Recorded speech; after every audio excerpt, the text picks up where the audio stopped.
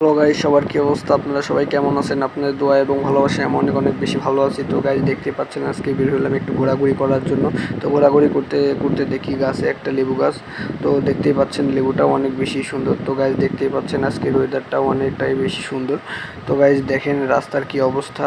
এর ভিতরে হাঁটাহাঁটি করতে আমার বেশ কষ্টই হচ্ছিল।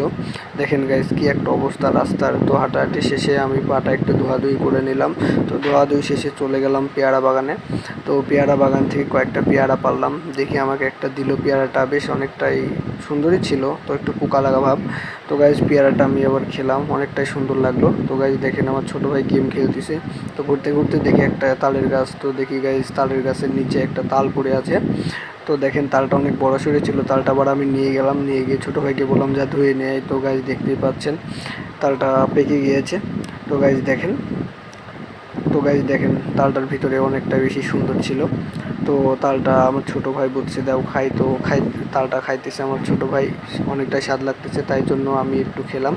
তো দেখি অনেকটাই স্বাদ লাগছে তালটা। তো দেখি গাইজ, ছোটো ভাই কোথা থেকে একটা ওষুধ জোগাড় করে এনে আমাকে দিল। দেখেন গাইজ, ওষুধটা অনেক সুন্দর। তো ওষুধটা এখন আমি খাচ্ছি। গাইজ, আজকের ভিডিও এ পর্যন্তই। সবাই পাশে থাকবেন, ভালো থাকবেন। ইনশাআল্লাহ নেক্সট ভিডিওর জন্য অপেক্ষা করবেন। টাটা।